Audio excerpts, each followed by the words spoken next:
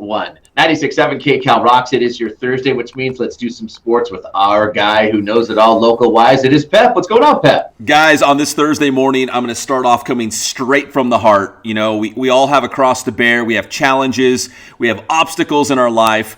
For me, for Pep Fernandez, it's being a Sacramento Kings fan. It's very, very hard. I don't recommend it for everyone. 40-year an Eagles fan, so I think you can relate a little bit. Absolutely. But sometimes miracles happen, and the Kings beat the Lakers last night, 123-120. And I probably buried the lead, but LeBron James and Anthony Davis did not play. But the Kings still won, and I'll take it. I was going to say, at what point are you going to bring this up? He is smart enough. A win is a win. He will just take it. I'm from Seattle. That is a win. Yeah. Oh, by the way, no LeBron, no AD. In fact, that was LeBron's first missed game of this season. And I think we talked about it on Monday. You know, LeBron logging those extra minutes and trying to carry the team. And can he stay healthy, injury-free? It looks like it's just a minor ankle injury, just an extra day of rest going into the All-Star break, which it looks like he's going to play in the All-Star game too. But the Lakers have lost 6 of their last 8 games, and they're actually tied for 3rd place in the Western Conference with the Clippers right now. So a little bit of a slide, but again, Anthony Davis has not played in a while. LeBron James did not play last night. I'm sure they will right the ship in about a month or so. LeBron knows they have lots of time. He's just holding down the ship right now till AD gets back, maybe even take a little break later in the season, make the run. I just got that fine line of, like, obviously you don't want to slide too far down, but then you don't want to go too hard while you don't have AD, because then you're tearing down your own body. And like we've said, in NBA, it's all about just getting to the playoffs and being there healthy. And to me, nobody is better at measuring how hard to go or how light to go than LeBron James right now. I mean, 18 years in, he's been in the playoffs like all of them. I mean, yeah, he's got it down. It's like Tom Brady in the NFL. He knows what he's doing. Yeah, he knows exactly what he's doing. Now, at some point, you start looking at the matchups, right? Like, you're like, hey, we don't want to be the 3 or the 4 or the 5 seed because we don't want to play that other team. You know, at some point, you get there. We want home court advantage. But as of right now, as, you know, early March, we still have plenty of time. And if you're a Lakers fan, I would not stress about it right now. You just look at their roster. We saw what they could be earlier in the year. They're good, and they're going to still be good once they're all completely healthy. If you're a lower seeded team, you're probably hoping for a bubble. I think so. Let's hope for another outbreak. Yeah, bubble up, huh, guys? Can you imagine if you're like, let's say the Lakers slide down to, let's say, like 3 or 4 or 5, and you're one of those other teams that are like, let's say, around 5 or 6 or 7. You're like, how did we draw the Lakers in the first round? The Lakers could be the number 1 seed, and we're going to play them in the first round. Like, we could have that scenario, and another team's going to really hate life at that point. It always sucks for the other team when that really good team has to play some chump in the beginning.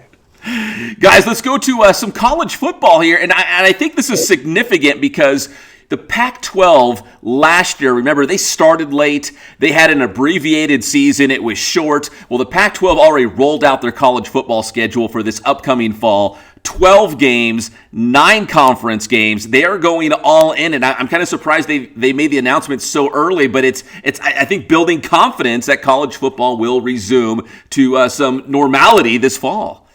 Super pumped about this. They totally dropped the ball. And then I think they got new leadership in Pac-12. Lo and behold, they have it figured out. 12 games. I believe no fans or anything like that. We have the schedule of games set, but we still don't know whether fans are going to be able to attend or not. I think it kind of depends on the state. I think there's going to be a lot of people going to the ASU games, is what I'm trying to say. There may be some more fans in Arizona than California at this point. Unless things dramatically change over the course of the next several months. But some big games, real quick. UCLA is going to host LSU. That's exciting.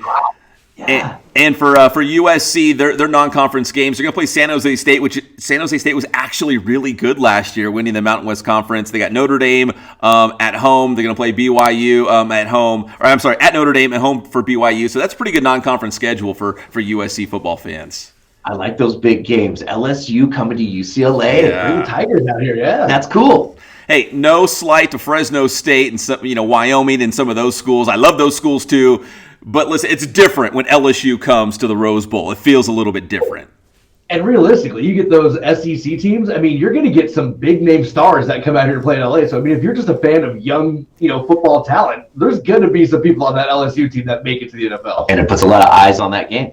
Yeah, it definitely does. It gives a spotlight on the Pac-12 because Pac-12 teams are going to have that I want to say like the bad rap of avoiding good college football teams, especially from the SEC. They schedule like these bad non-conference teams to kind of get some easy wins. This is not an easy win. LSU, even though they had a down season this last year, they're still LSU and it's still the SEC. That's a big time matchup for the Bruins.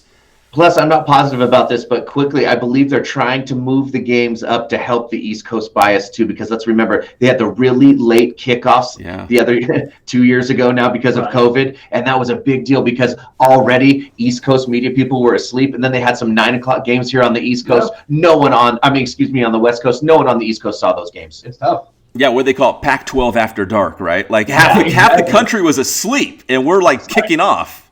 They were already asleep when it was 7 o'clock, and then they totally dropped the ball. And then poor Hawaii. Nobody ever watched Hawaii. But if you're in Hawaii, it's the best Monday Night Football at 3 o'clock. Oh, it's awesome. Yeah, no, you're right. If you're Hawaii, you see all the games starting from the East Coast. You're up all day watching college football. Guys, to the NFL, this was kind of news from the other day, but it's probably still worth revisiting. J.J. Watt signing with the Arizona Cardinals. And I look at the NFC West right now. You got Aaron Donald with the Rams. You got Nick Bosa with the 49ers. Now you got J.J. Watt with the Cardinals. Patrick, I'm feeling for your boy Russell Wilson, man. He's going to be running for his life.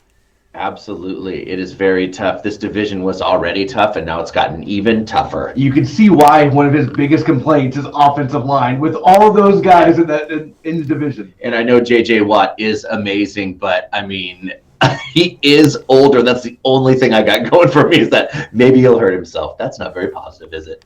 Yeah, maybe he's lost a step. I kind of doubt it. I feel like if anything, this is going to rejuvenate himself, and he's going to be like, man, I'm on a team that's, Cardinals were a contender. They almost got into the playoffs. Like, this is a pretty good team. Well, and you look at the money the Cardinals paid him. That's not the money that you give a veteran that's going to come in to coach. They actually gave him some good money from a player who they are expecting a lot out of. No, he knows D-Hop. And he knows Kyler's special, and then he knows he's got Larry. There you go. I mean, you got veterans like Larry Fitzgerald. You got J.J. Watt. You got the young up-and-comer Kyler Murray at quarterback. DeAndre Hopkins, you can make a case, is the best wide receiver in all of football. You got Chandler Jones on the defensive line with J.J. Watt. I mean, if you're a Rams fan or a Seahawks fan or a 49ers fan, the Cardinals got better. And then it is funny. Did you see what he said? Everyone was like, oh, he's going to Green Bay. And he was like, I'm not going to lie. It's nice outside. Right. Well, I think it's come out since then that Arizona didn't even give him the highest money offer. No. So he turned down teams to go to Arizona because he thinks Arizona is a contender. I think we'll find out if it was a good move, and maybe it is.